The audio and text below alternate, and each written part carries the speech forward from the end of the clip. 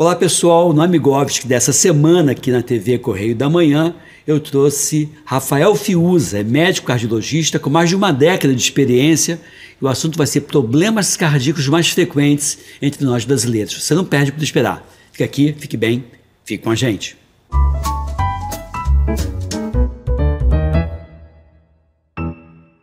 Pois é, vamos começar então o nosso podcast e nesse momento, primeiro eu queria agradecer a tua presença, meu caro Rafael Fiuza, médico aí com mais de uma década de experiência, trabalha na cardiologia também, faz a cardiologia intervencionista. Correto. E eu queria que você falasse um pouquinho o que é essa cardiologia intervencionista.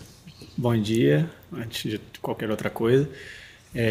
A cardiologia intervencionista é a parte de procedimentos em cardiologia minimamente invasivos. Ela é uma coisa mais recente, tem tanto tempo de evolução assim quanto a cardiologia em si. Ela veio para ajudar a gente a fazer diagnósticos e fazer tratamentos, né, fora a cirurgia cardíaca, para a gente evitar, hoje em dia, cada vez mais abrir o peito do coração das pessoas e a gente conseguir, com isso, tratar e dar melhor tratamento para pessoas que antes não tinham tratamento e que agora passaram a ter. E até mesmo para facilitar a vida das pessoas. É interessante essa questão, que é muito resolutiva, é diagnóstica resolutiva, né, ao mesmo tempo. Eu queria conversar com você nesse bloco aqui sobre a respeito de doenças que são do coração, mas que se manifestam fora do coração. Né? Porque às vezes as pessoas têm algumas queixas como dor nos membros inferiores, cansaço, dificuldade respiratória e não desconfia de um problema cardíaco. Na tua experiência, Rafael, quais são as principais queixas fora do coração que podem ser problema cardíaco? Muita gente sente, né, no dia a dia aquele cansaço para subir uma escada, repara que ao longo do tempo, em vez de conseguir chegar na padaria facilmente, acaba cansando no meio do caminho. Né? Outras pessoas reclamam que ao longo do dia a perna costuma ficar mais inchada, mais dolorida. Algumas vezes reparam que a coloração da perna está diferente também.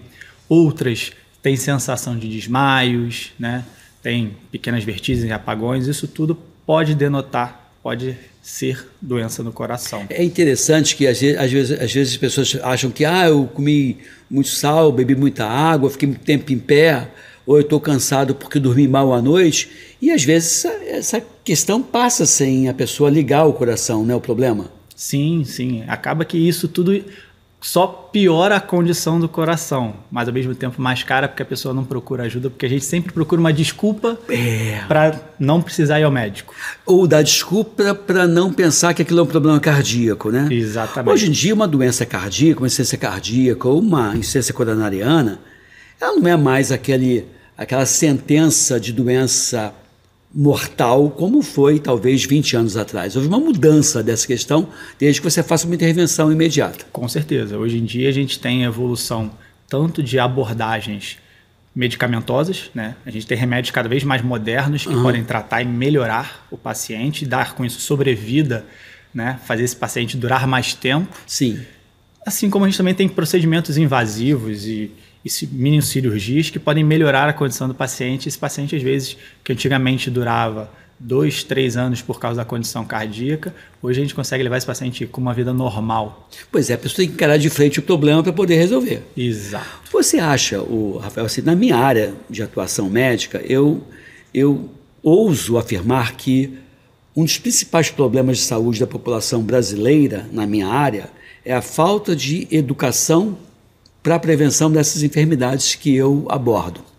Na tua área de ação, você acha que a ignorância também é algo que aumenta o número de pessoas com enfermidade grave e algumas situações de enfermidade irreversível? Com toda certeza. A gente sabe que quanto mais a gente demora para buscar ajuda, mais a gente pega esse paciente no final de linha. E aí, para a gente recuperar, né, ou interromper a evolução de uma doença, é muito mais difícil. Então, quanto mais precoce, mais cedo esse paciente procura um acompanhamento, seja para uma rotina, seja para um check-up, seja porque ele está tendo algum sintoma, a gente consegue identificar o problema antes ou mais breve e consegue resolver logo. E aí a gente não tem, às vezes, cicatrizes, lesões permanentes que a gente tem que correr atrás depois. A gente tá proibido de falar determinadas coisas por conta de uma censura velada que tem no nosso país, infelizmente. Eu não vou entrar no mérito político, que não cabe a mim, eu sou médico, não tenho essa ação política nacional, mas assim, eu percebi um aumento de problemas relacionados com doença cardíaca em pessoas muito jovens, de miocardite. A pergunta é, você como cardiologista percebeu alguma coisa no aumento dessas enfermidades em mais jovens, Sim, Rafael? A gente tem visto muito os pacientes cada vez tendo problemas mais jovens. Seja por causa dos hábitos de sedentarismo, porque a gente sabe que a tecnologia deixou a gente sedentário. Isso. Seja porque a gente tem hoje em dia uma massificação, né, um aumento nessa questão do cigarro eletrônico. Sim, que é outro problema. Um mal. Uhum. A gente não sabe ainda direito que isso vai acontecer, mas a gente já sabe que muito vai acontecer por causa dele. Né? A gente tem dados que aumentou a incidência de cigarro eletrônico em pacientes de 12 a 16 anos. Então, o consumo começou mais precoce. Uhum. A gente sabe que a alimentação mudou, a facilidade de você, por exemplo, pedir comida online. É verdade. Fez com que a gente diminuísse a capacidade da gente cozinhar uma comida de melhor qualidade. Então, acaba que isso tudo interfere, né? O nosso dia a dia corrido de trabalho, tudo está dificultando. A Harvard falou em 2004 sobre a medicina do estilo de vida, que seria dormir bem, comer bem, atividade física, gerenciar estresse, bons relacionamentos e não abusar de drogas lícitas ou ilícitas. E eu, abusado de dicção, eu botei um sétimo pilar, que é a promoção da saúde oral, que Harvard deixou de fora, não sei porquê. Então eu me baseei muito em 7 pilares. Desses 7 pilares que eu falei, salvo equívoco da minha parte, eu acho que quase todos eles interferem com a saúde do coração. Com certeza, com certeza.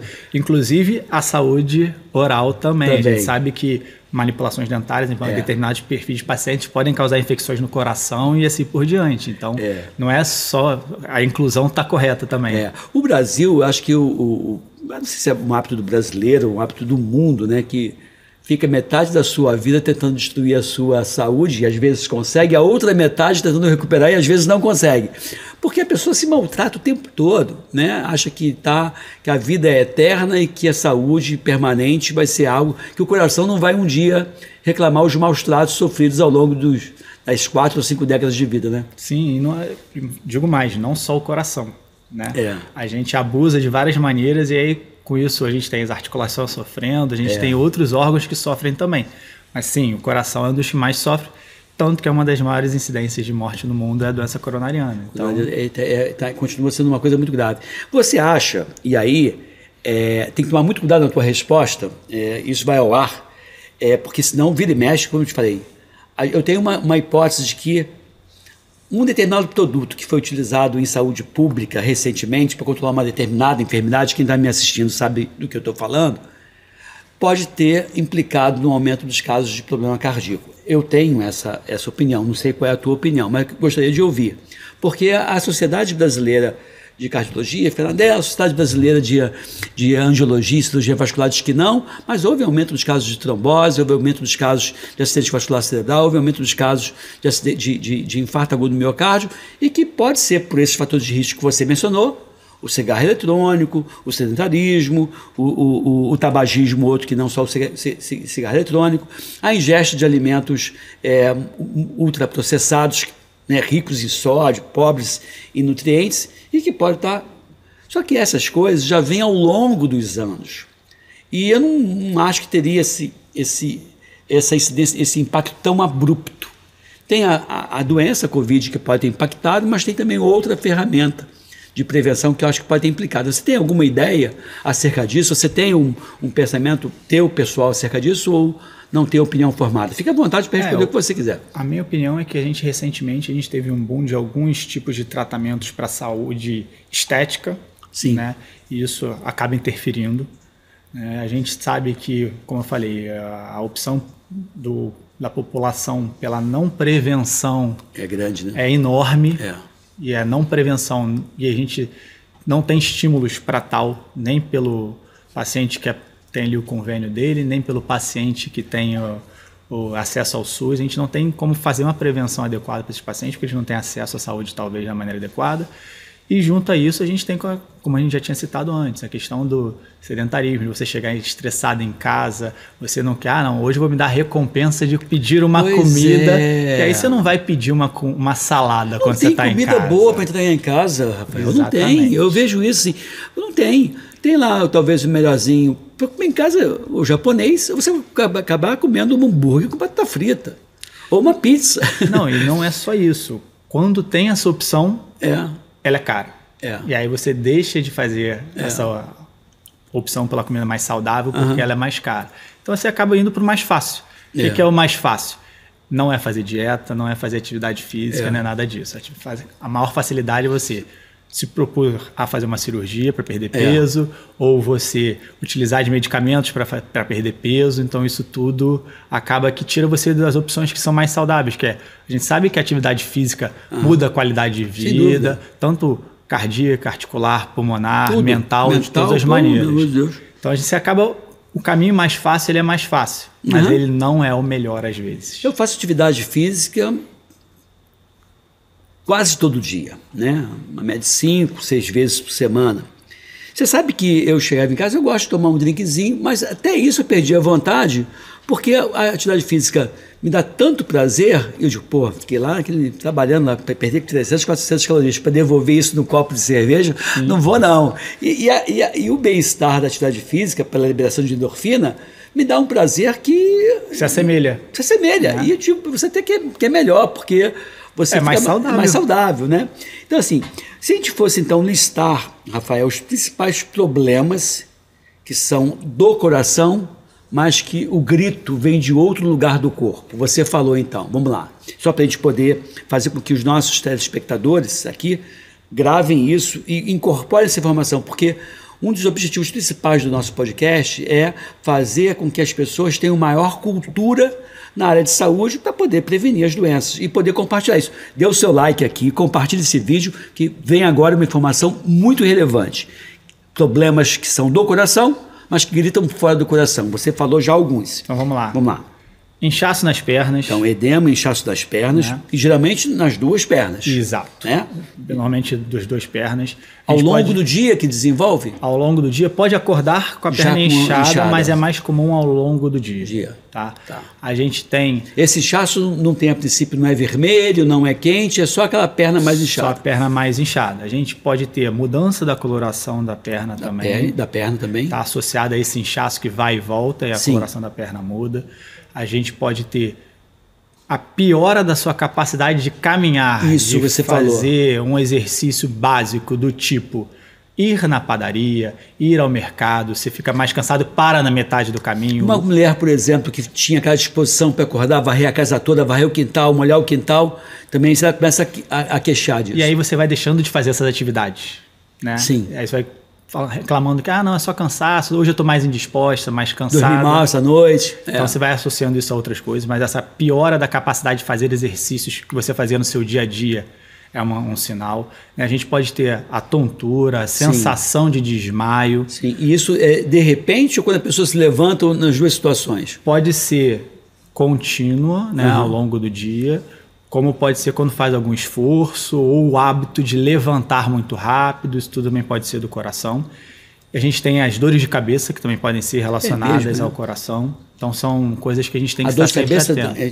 Normalmente na região posterior da cabeça, né? Atrás da cabeça. Exato, a famosa dor na nuca. E que independente de ter ou não pressão arterial alta, são manifestações que podem fazer. E essa pessoa então precisaria de buscar um atendimento médico com uma certa urgência.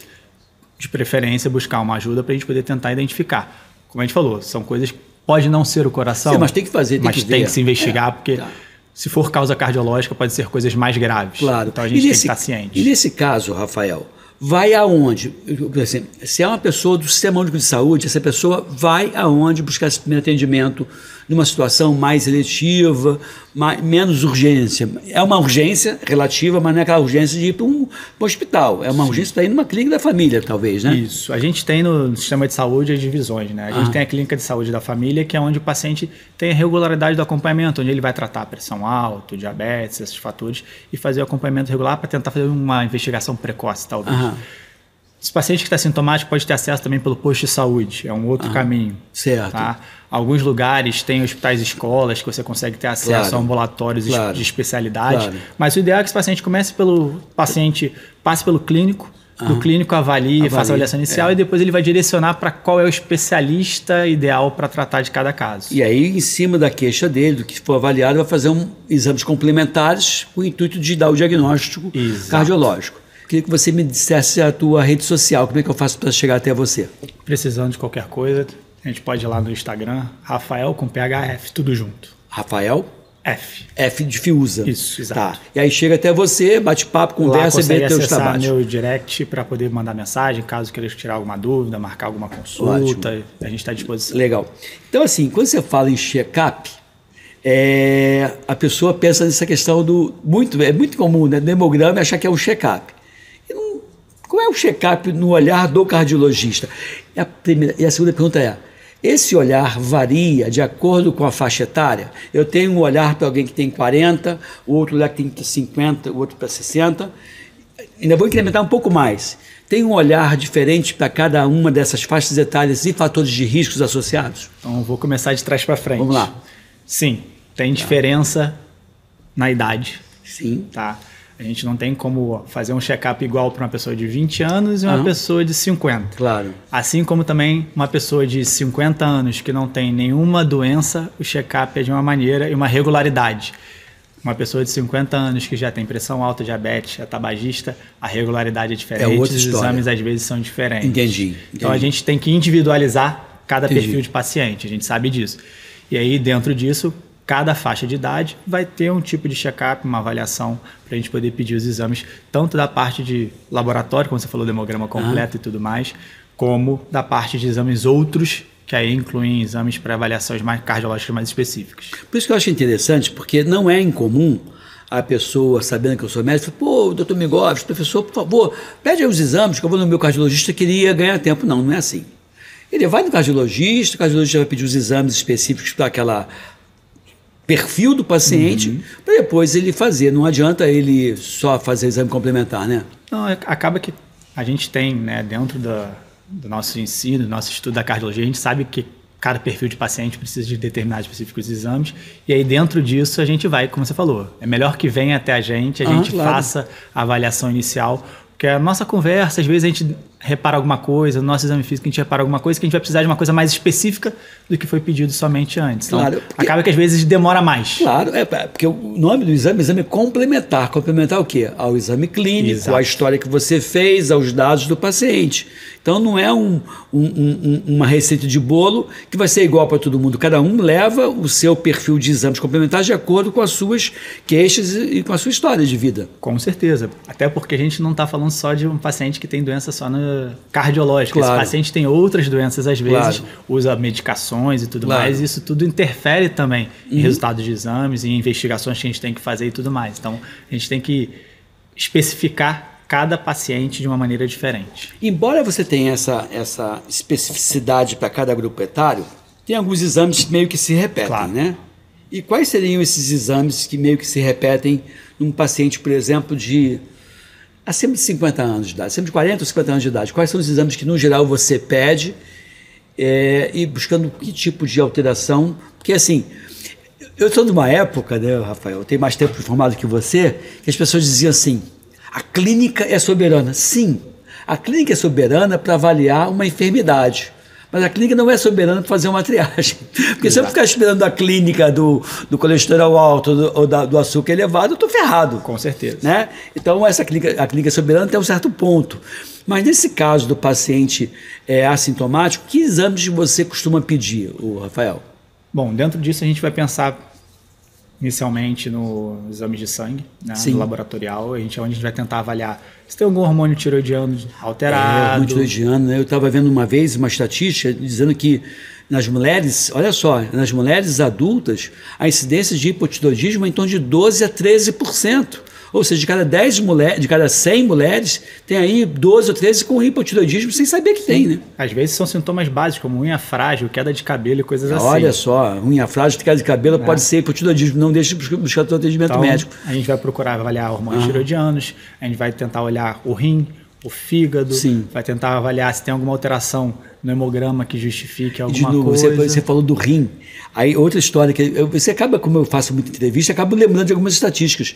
A questão da insuficiência renal crônica também ultrapassa os 15% no Brasil. Você vê, ou você faz os exames e tenta pegar, ou você vai...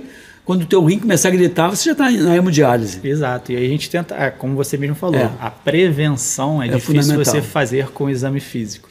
O exame físico, normalmente, você já vê sinais de que a doença está instalada. Às vezes ela não está trazendo problemas graves, mas ela já está instalada. Né? Então, o exame laboratorial te ajuda nesse sentido. Você acha que a questão do colesterol total, colesterol que vocês costumam pedir, houve uma mudança dessa leitura ou dessa classificação de risco? Eu lembro que era um valor alto e foi baixando, né? Eu fico pensando assim, essa redução, eu tenho uma certa desconfiança, porque assim, de novo, uma fala minha, não é sua, então você não precisa concordar. Eu acho que hoje a indústria farmacêutica vem dando umas normas de baixar determinados níveis, por exemplo, 200 de colesterol é muito alto, tem que fazer o remédio, e não orienta uma dieta, não orienta uma atividade física, não orienta hábitos de vida saudáveis, porque hábitos de vida saudáveis não ajudam a vender medicamento. Você acha que isso a gente pode estar sofrendo uma influência? Porque assim, a cardiologia, essa especialidade, tem muito fomento da indústria farmacêutica, nos congressos. Você não vê um congresso que não tenha o apoio da indústria farmacêutica. Você acha que pode estar ocorrendo algum tipo de erro de leitura por parte do grupo aí de especialistas? Eu acho que cabe aí ao médico saber identificar o problema. Né? Eu acho que cabe a nós a gente conversar com o paciente, orientar a alimentação, orientar a atividade física. O remédio ele é um auxiliar. Eu costumo falar muito com meus pacientes no consultório que é um tripé. Sim. Atividade física, alimentação e a medicação vem para complementar. Se você só tiver uma perna do tripé funcionando, o tripé cai. Sim. As outras duas são importantes também. Porque é mais fácil a pessoa tomar um medicamento do que fazer uma caminhada. Com toda certeza. Mas não é o melhor hábito. Não é o melhor. A gente sabe que remédio tem efeito colateral, claro. A gente sabe disso tudo. Então é importante esse tripé funcionar em conjunto. E é importante essa conscientização do paciente de que ele tem que ajudar para ser ajudado.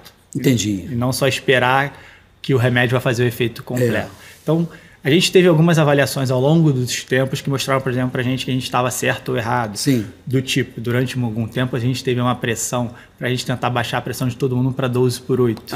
Né? A gente viu que isso não foi um resultado tão bom, porque a gente viu que baixava às vezes demais e não mudou mortalidade do paciente. Isso é legal, mas então acabou que a gente teve um pouquinho, a gente voltou um pouquinho para a flexibilidade que a gente tinha anterior. Como é que está hoje em dia essa leitura? Hoje em dia a gente tem os critérios para avaliação de hipertensão estágio 1, para hipertensão, estágio 2 e 3, e aí em cima disso a gente vai avaliar o paciente, saber qual é o tipo de medicação que a gente vai fazer, se é um tratamento só com não medicamentoso, se a gente já vai indicar terapia mono ou dupla, né? São 1 ou 2 remédios para o paciente, isso tudo faz diferença. Então, ao longo do tempo, a gente vai fazendo tentativas de avaliações. Então, dentro do que você falou do colesterol, a gente vem vendo que baixando o colesterol, a gente vem tendo respostas de menor risco para eventos como infarto, AVC e assim por diante. Então, por isso que a gente vem buscando resultados cada vez menores nos valores do colesterol.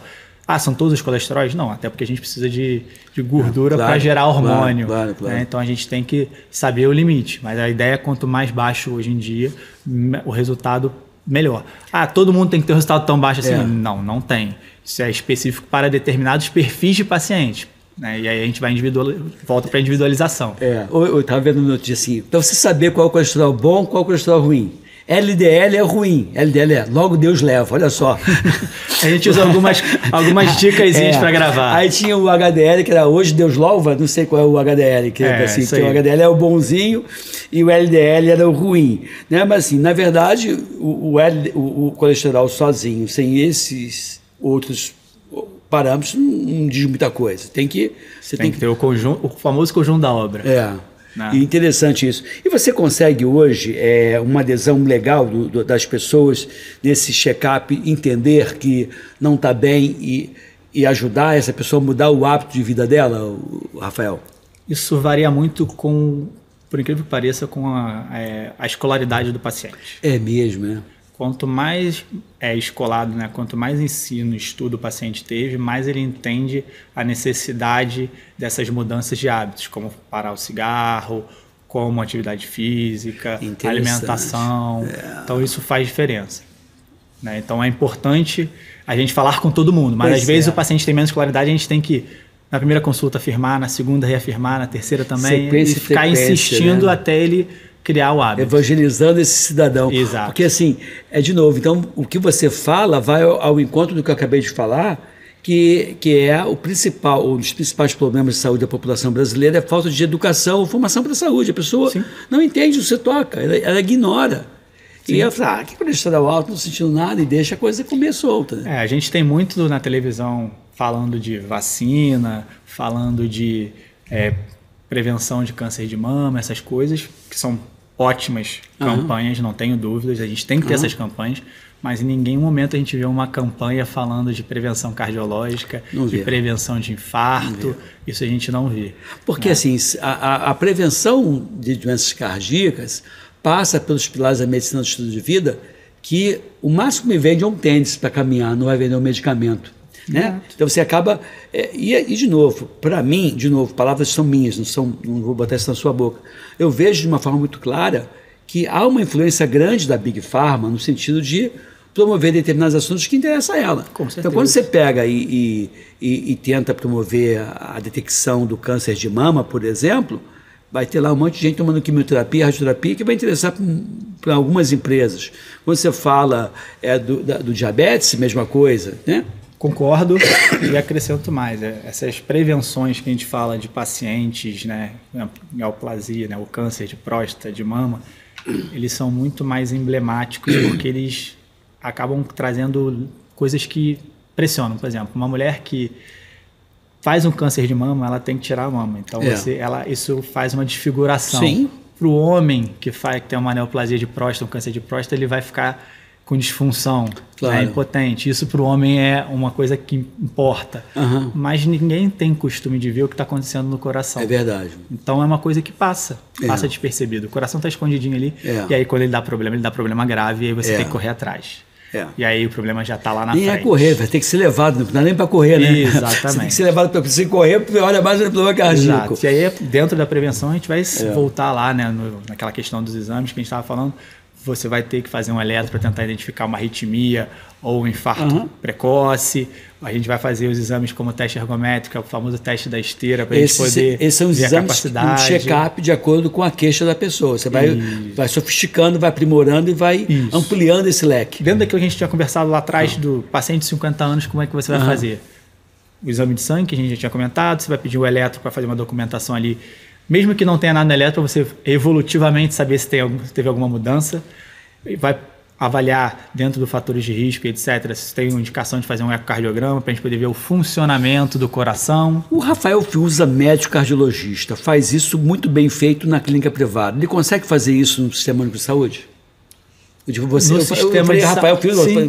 No sistema de saúde, a gente tem dificuldade de acesso a alguns exames. Como por exemplo? Acaba que a gente bypassa alguns cenários, a gente tenta agilizar alguns processos, até porque a gente sabe que esse paciente se perde no meio do caminho. Sim. Né? Então acaba que, sim, a gente tem dificuldade no SUS, às vezes, de conseguir marcar um ecocardiograma, né, de fazer um teste ergométrico. Não é uma coisa tão absurda, né? Não, mas é a disponibilidade desse serviço no sistema de saúde. Porque aí eu acho que tem uma solução para isso, que é você até terceirizar isso. Tipo assim, você vê, teve uma época que o pessoal de São Paulo fez isso, ele pegava os serviços privados, então assim, vem cá, qual é o horário que você tem ociosidade no teu serviço? Depois de 5 da tarde não tem ninguém.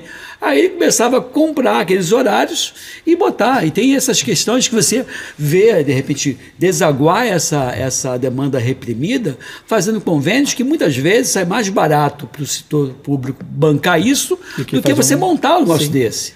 Sim, né? Concordo. Mas aí depende de outras coisas, que não só da capacidade de um setor de atender, né? A gente sabe que isso demanda verba, outras situações que incluem aí... Mas demanda vontade política e seriedade e, na minha opinião, em alguns momentos, a honestidade por parte do gestor. Porque assim, o custo é alto, mas o desvio ele é muito grande. né? Se a gente pensar em saúde pública, Sim. o custo inicial para você fazer um diagnóstico antes do paciente estar grave, ele se paga. É muito mais barato você fazer um teste ergométrico, um ecocardiograma no paciente lá no início, do que você ter esse paciente internado por insuficiência cardíaca descompensada. Claro. Vamos lá, na questão da cardiologia, do eletrocardiograma, que é um técnico que geralmente roda o eletrocardiograma, não é o técnico que lê, o que interpreta. Mas você tem hoje sistemas que um técnico vai lá, de nível médio, faz o eletro, manda para o doutor, o médico vai lá, dá o laudo e emite o laudo. É mais ou menos assim. Hoje em dia a gente já tem até aparelhos que dão o próprio laudo. Né? Então a gente já tem essa tecnologia. O Enéas Carneiro, eu ia infartar com isso, mas tudo bem. Assim, não é nem inteligência artificial, não. É o próprio aparelho, ele consegue identificar as alterações ali que tem e já te dá uma prévia do que poderia ser. Obviamente que tem a margem de erro, mas isso já agiliza muito o processo. Claro. Né? Até porque a gente sabe... triagem, né? A gente sabe que não é todo mundo que é cardiologista, todo mundo que tem a excelência para entendimento do eletro, que é um exame difícil de ser visto. E aí, mas isso ajuda o clínico lá na saúde básica para já ter uma noção e encaminhar para o especialista. A junta clínica com essa alteração do eletro ajuda. Eu acho assim, que tem algumas coisas que podem ser feitas no âmbito da saúde do município, de cada município. São coisas que dependem da boa vontade do gestor, de perceber isso como uma necessidade e, de repente, da clientela do município estar ciente de que é um direito que ele tem de fazer isso. Né? E também tem o seguinte, né? Cá entre nós, um eletro hoje não é uma coisa tão proibitiva em termos de custo como já foi um tempo atrás. Então, eu acho que vale a pena você buscar atendimento. Na verdade, o custo desses exames cardiológicos, de maneira geral, não é um custo alto. Tá? Mesmo a gente falando de uma questão de saúde pública, num paciente que tem dificuldade de acesso, às vezes ele tem um pouco mais de urgência, caso ele tenha necessidade de acessar o serviço particular para conseguir fazer o exame, os custos não são mais tão elevados. Obviamente que a gente sabe que isso onera num país onde a gente tem custos altos com alimentação e outras prioridades, a gente sabe que isso vai onerar, mas efetivamente a gente sabe que isso é um custo que não é tão mais alto assim. Eu concordo, assim, o que leva à falência, o que leva a pessoa à falência não é nem um atendimento médico ambulatorial, exames laboratoriais, é a internação. Isso pode ser algo proibitivo. Então, para encerrar esse nosso bloco, exames de triagem ou de check-up num adulto acima de 40 ou 50 anos de idade, é uma necessidade ou uma frescura? É uma necessidade. Então, veja bem, assim, é importante, independente de você ter queixa ou não, é importante buscar o atendimento médico. Se você tiver plano de saúde, no plano de saúde. Se você não tiver no plano de saúde, vai na clínica da família e exige os seus direitos. Você tem esse direito de ter os seus exames feitos. Com certeza. Ou do médico avaliar e fazer. Não é uma frescura, também acho que não é. Eu falei frescura justamente para provocar você e provocar o Rafael Fiuza, mas é uma necessidade absoluta que está sendo frequentemente, infelizmente, negligenciada. Sim, né? Prevenir salva vida. Salva vidas, com certeza. A gente vai encerrar esse bloco. Eu queria que você desse seu like, né, para a gente poder ter visibilidade no YouTube, tanto aqui no Correio da Manhã, na TV Correio da Manhã, como também no meu canal no YouTube, Edmilson Migovski, que você siga aí as redes sociais do Rafael Fiuza, vai aparecer aqui embaixo o nomezinho dele, com as redes sociais dele, e que você possa continuar aqui no nosso canal, aprendendo e propagando conhecimento, porque informação de qualidade como essa é sim capaz de minimizar dor, sofrimento, sequelas, internações e mortes. Doença coronariana, por definição, o que é e quais são os sinais e sintomas mais frequentemente relacionados com doença coronariana, meu caro Rafael? Bom, doença coronariana é a obstrução, é o entupimento das artérias do coração. Né? No pior dos cenários, é o famoso infarto. Olha, sim. Né? Só que o infarto é o final da linha. Sim. A gente tem... Esse entupimento começa muito mais lá atrás. E aí a gente, quando não acompanhado, quando não identificado precocemente esse entupimento e tratado, o final dele é um infarto, que vai trazer sequelas graves, incluindo até a possibilidade de óbito. Né, que acontece, a gente sabe disso. Então, as doenças é uma das causas mais comuns de óbito no nosso país e no mundo, né, Rafael? Exatamente. Infarto agudo do miocárdio em jovem tende a ser de maior gravidade do que o infarto agudo do miocárdio da pessoa mais velha? Sim, em alguns casos. Tá? A gente não tem como generalizar, mas sim porque normalmente o paciente mais idoso, o coração foi se preparando né? E aquele entupimento foi acontecendo e o coração vai se adaptando. Vai criando os colaterais. Vai criando as famosas colaterais para que quando acontecer de fechar o vaso 100%, você acaba tendo um caminho acessório para chegar lá, o sangue e ajudar. No jovem, isso não acontece. Você vai ver assim, mal comparando, aquele motorista jovem de 18 anos de idade na Avenida Brasil, se travar a Avenida Brasil, ele fica travado lá. O motorista tem 50 anos de profissão, ele vai saber qual o caminho seguir. Vai pegar uma acessória, vai pegar a lateral e vai dar o jeito. O jeito dele. Então, mal comparando, seria isso. E você tem observado hoje um aumento da doença coronariana em jovens, Rafael? Sim, está cada vez mais precoce. E aí você atribui esses fatores a quê? Principalmente sedentarismo, a população está cada vez mais sedentária, alimentação, está se comendo cada vez pior. É verdade. Né? A gente vive um mundo hoje do fast food, né? Da comida fácil, da comida rápida, e essa comida não é uma comida de qualidade nutricional às vezes. Ela pode ser gostosa, isso a gente não discute, mas nutricionalmente ela não é boa. A gente associa isso ao cigarro, principalmente esses cigarros eletrônicos que estão aumentando agora. Antigamente a pessoa fumava lá meio maço, o cigarro incomodava o vizinho do lado porque tinha um cheiro característico. Sim, Esses cigarros eletrônicos hoje não. Tem cheirinho, gostinho bom, acaba que você fuma muito mais. É bonito, é estilizado, tem modelos diferentes. E virou moda, que é o pior. Lá atrás, lá no passado... Você vai lembrar também, que existia aquelas propagandas do Marlboro, que era imponente, claro. E isso vendia. Hollywood também tinha. Isso vendia aquela sensação de eu quero ser igual a ele. E aí o cigarro eletrônico virou modinha também. Nesse que não tem uma propaganda, né? Porque é proibido o uso no Brasil, a venda, a comercialização no Brasil, embora as pessoas vendam. O problema também de ser proibido é que você acaba não sabendo o que está dentro daquele negócio ali. Né? Exato. É problema sério. Não ter regulamentação faz com que tenha-se uma liberdade de fazer o que você quiser.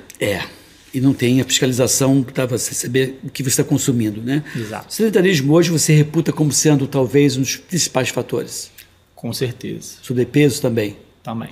Porque uma coisa puxa a outra, infelizmente, né? Se você não faz atividade física regular, se você se alimenta mal, você vai acabar ganhando peso e isso invariavelmente vai se refletir de alguma maneira no seu organismo, seja um problema articular, porque você vai teu corpo está carregando mais peso e isso não é o ideal, seja esse acúmulo aumentar níveis de açúcar, níveis de colesterol, fazer com que a pressão se eleve e indiretamente isso vai levar a um problema direto nas artérias do coração. Você definiu para mim, elencou os fatores de risco, como sedentarismo, uma alimentação ruim, o diabetes, colesterol alto, a hipertensão arterial, o tabagismo, seja cigarro eletrônico ou não.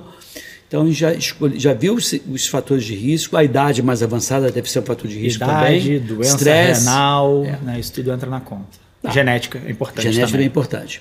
Aí eu queria que você, uma vez que você elencou os fatores de risco, e se você se identificou nesses fatores de risco, eu queria que o Rafael respondesse agora quais são os sinais e sintomas que sugerem que esse grupo que tem fator de risco ou não possa estar tendo algum problema de doença coronariana, Rafael. Bom, primeiro, dor torácica. Dor torácica. Né? E a gente fala dor torácica, a dor ela não é uma dor característica, ela pode variar de tipo, ela pode ser aperto, queimação, né? Ela pode ser mais para o lado esquerdo, pode ser mais no ombro, próximo ao até ombro. radiando, às vezes. Algumas vezes vai para o pescoço, vai para a mandíbula. Já vi, na minha época de estudante de medicina, pessoas que infartaram e o infarto, o diagnóstico foi dado pelo dentista. A pessoa foi no cirurgião dentista por conta de um problema de dor. Acontece.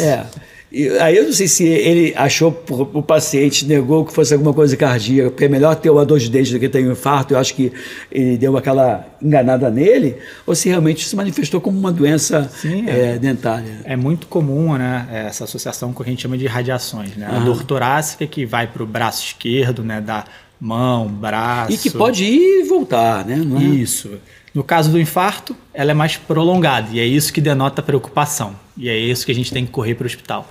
Se a gente tem um quadro anterior ao infarto, que a gente chama de um quadro de entupimento que a gente denomina como angina, sim, essa dor pode ir e voltar associada às vezes ao repouso ou atividades físicas. E aí, quando ela está mais associada a esforços menores, isso denota mais gravidade no entupimento. E aí, até o momento do repouso, que é o momento de gravidade importante. E o próximo passo, às vezes, é o infarto ou oclusão da artéria. E nesse 100%. caso, então, não bobear, buscar atendimento médico de imediato. Exato. É uma situação que não dá para você ficar esperando muito tempo. É bom. Aí esse tipo de atendimento é interessante numa UPA. mais do que numa clínica da família. Com toda certeza. Né? É um atendimento de emergência, não é um atendimento ambulatorial. E aí acho que nesse caso de uma dor torácica, a UPA tem a estrutura, a princípio, para fazer esse atendimento, até de uma forma bem interessante, até melhor do que no hospital, porque no hospital acaba sendo aquela história do baleado, colisão, atropelamento, e pode ser que o infarto fique ali esperando mais tempo, né? Concordo, exatamente isso. A unidade de pronto atendimento ela foi criada justamente para esse perfil de paciente, né? O paciente que precisa ser um atendimento mais breve, mais rápido. E nesse caso... O hospital a emergência se atende tudo. Ali na UPA é para ser atendimento mais clínico. Nesse caso, aí a pessoa desconfiou que está com problema. Então a gente já viu o fator de risco, viu o quadro clínico, está suspeitando de infarto. O que fazer agora? A pessoa vai no hospital, numa UPA, e lá geralmente eles fazem o quê? Lá ela vai ser feito a primeira triagem, feito a anamnese, que é a conversa com o paciente, para a gente tentar entender esse sintoma, fatores de risco, para a gente poder quantificar a possível gravidade do quadro. E o diagnóstico, reforçar esse diagnóstico? Exatamente. Avaliar a pressão, né, porque às vezes isso está associado a níveis de elevação da pressão, a pressão alta está muito alta, que o paciente às vezes não tomou remédio, esqueceu, então isso é importante a gente controlar a pressão, e em cima disso a gente vai fazer a avaliação inicial com o eletrocardiograma para avaliar se tem infarto, se tem alguma alteração no eletro, qual é o tipo de infarto, e colher alguns exames laboratoriais para a gente tentar identificar as famosas enzimas cardíacas, que são elas que denotam para a gente, que marcam para a gente a questão de tem músculo do coração sofrendo. Claro. E aí a alteração delas fala que a gente está tendo um processo de sofrimento cardíaco, muito provavelmente por causa de entupimento. Tá bom, então a gente já pegou, já fez já deu o diagnóstico ou não. Mas antes desse diagnóstico tem a suspeita do infarto. E eu não faço clínica já há muito tempo, não faço cardiologia, mas a gente acaba vendo que a síndrome do pânico, sobretudo em mulheres, com enorme frequência imita um infarto agudo no miocárdio. Você hoje é capaz de, olhando uma mulher de 40 ou 50 anos de idade, que está com síndrome do pânico e você não deu esse diagnóstico, dizer, pô, isso está mais para síndrome do pânico do que para infarto agudo do miocárdio, todo por base a queixa e o histórico, Rafael? Com certeza, a gente, nessa conversa inicial, quando o paciente chega para a gente consegue avaliar se é um paciente que tem um grau maior de ansiedade, né? A gente consegue saber detalhes da vida do paciente, a gente vai perguntar se está num momento de estresse maior no dia a dia, por causa de trabalho, família, essas coisas. Então isso faz parte do nosso diagnóstico na conversa. Isso, mas são fatores de risco para síndrome do pânico e são fatores de risco para o problema cardíaco. E aí a gente tem a necessidade de...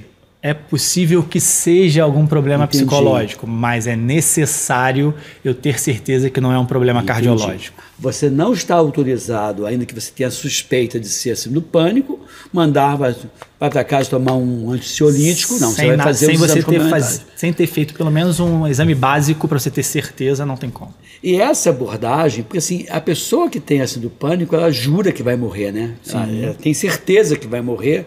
E se você só colocar a mão nas costas dela e tchau, vai para casa, ela vai acabar morrendo de medo, né? Aí, nesse caso, existe uma estrutura para dar suporte emocional para essas pessoas? Na unidade de pronto atendimento, não. Não tem, tá? Não. Esse Mas paciente não caberia também ali, né? Exato. Esse paciente vai receber ali o diagnóstico, a exclusão de um diagnóstico e a possibilidade de outro, e vai ser orientado, encaminhado para que possa procurar atendimento específico, no caso, né? Mas ali, antes de sair, se for necessário medicação, alguma coisa, ele vai ser medicado.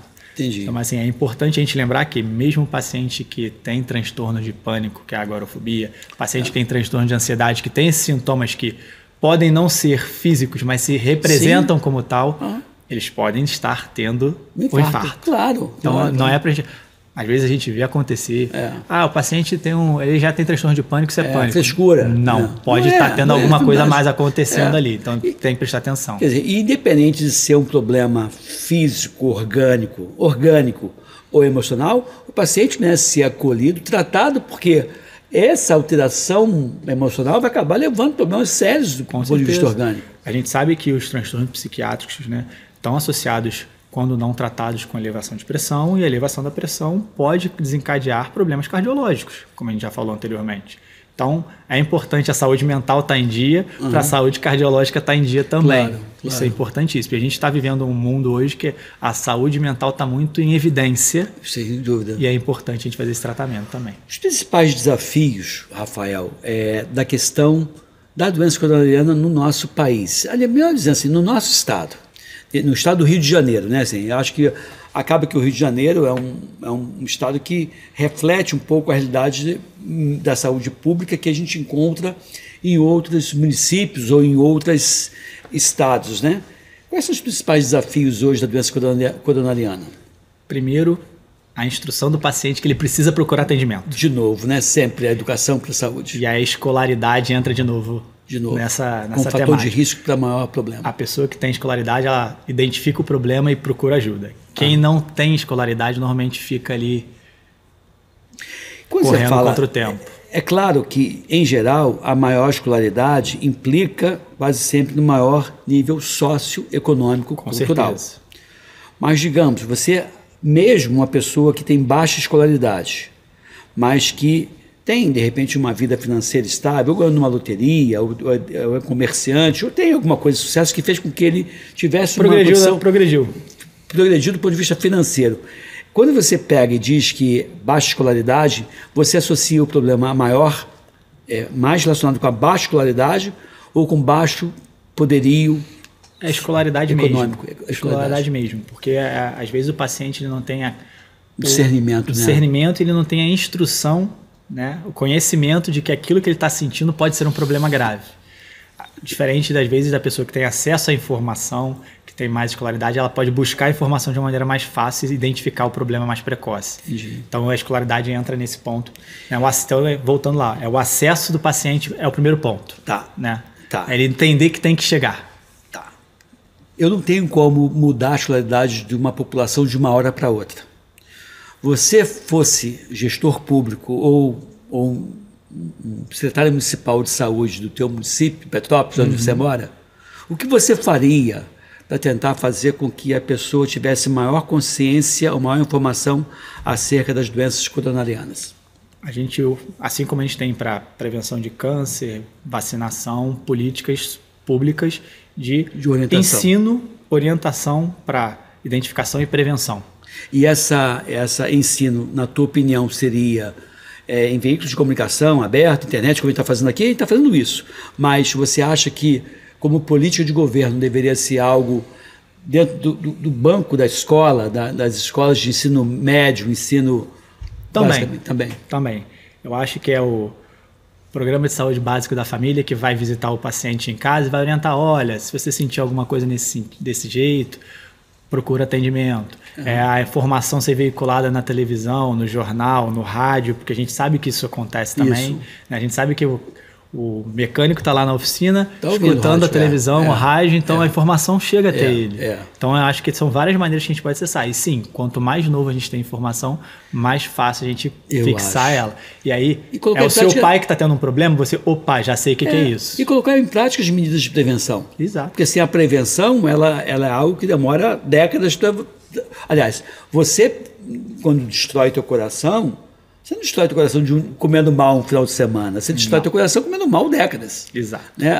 Existe uma reserva. Deus fez que eu tivesse uma certa reserva. Disse, pô, você pode pisar na bola de vez em quando. Pô, mas não pisar na bola todo dia. Né? Não pode ser sempre. Eu digo assim, eu quero comer de tudo a vida inteira. Para comer de tudo a vida inteira, eu tenho que obrigatoriamente ser comedido, ser moderado. Gente, estamos acabando o nosso podcast. Queria que você desse as palavras finais aqui para o nosso... Se quiser falar direto ali com os nossos internautas, manda ali na câmera 1. Bom, gente, o mais importante é lembrar que a gente tem que fazer a prevenção cardiológica. Não é somente fazer os cuidados do dia a dia, você cuidar da casa, não é somente isso. A gente tem que se cuidar para poder aproveitar a vida. E aí, com isso, a gente tem que fazer a avaliação com o cardiologista regularmente, dependendo da sua faixa de idade, dependendo das suas doenças. Isso tudo é importante. E aí, o cardiologista vai avaliar e te dizer se é anual, bianual, a cada 6 meses, é ele que vai determinar. Mas o mais importante é, se você tem algum sintoma, procure ajuda. Não espere isso piorar. Isso aí. Tente sempre cuidar de você. Gente, espero que vocês tenham gostado desse podcast. Segue aí o Dr. Rafael Fiuza nas redes sociais. Segue a gente aqui. O meu Instagram é edmilson.migovski, o TikTok é Edmilson, o Dr. Migovski. Também nosso canal no YouTube é Edmilson Migovski. E eu queria te dar essa caneca de presente quando Obrigado. você vou tomar uma água, um chá, um café, lembrar aqui do nosso podcast. É isso aí, gente. Por favor, dê o seu like e propague essa informação, porque é uma informação, sim, de extrema qualidade que pode promover saúde e salvar vidas. Fique aqui, fique bem, fique com a gente. Até o próximo encontro. Bye, bye. Tchau, tchau.